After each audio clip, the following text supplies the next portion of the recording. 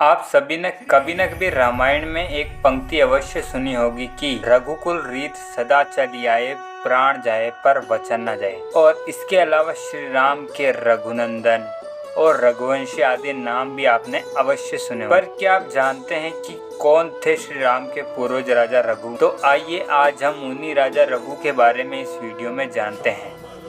महाराज रघु इक्ष्वाकु वंश, जिसे सूर्य वंश के नाम से जाना जाता था, के एक प्रतापी सम्राट थे। वे राजा दिलीप व रानी सुदक्षिणा के पुत्र थे।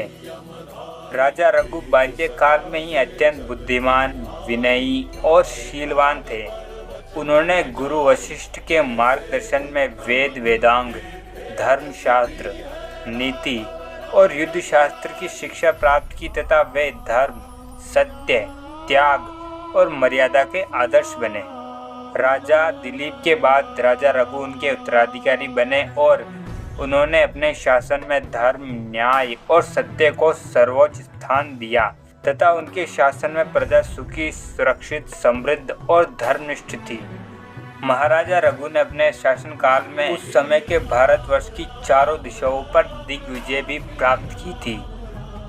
रघुवंशम महाकाव्य बताता है कि जब एक ऋषि ने उनसे यज्ञ हेतु द्रव्य मांगा तो उन्होंने संपूर्ण राजकोष ही दान कर दिया तथा कोष रिक्त होने पर जब एक अन्य ऋषि ने उनसे धन के लिए याचना की तब उन्होंने स्वयं कुबेर से धन प्राप्त करके ऋषि को दिया।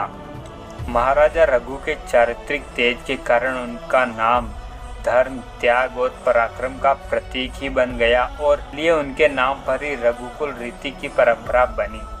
महाराजा रघु ने राज्य को सुव्यवस्थित करने के बाद उन्होंने अपने पुत्र अज को राज्य सौंपकर वन की ओर प्रस्थान कर शेष जीवन तपस्या में बिताया तथा बाद में इन्हीं राजा के पुत्र महाराज अज के पुत्र थे महाराज दशरथ और महाराज दशरथ के पुत्र हुए रघुकुल शिरोमणि भगवान श्री राम। धन्यवाद।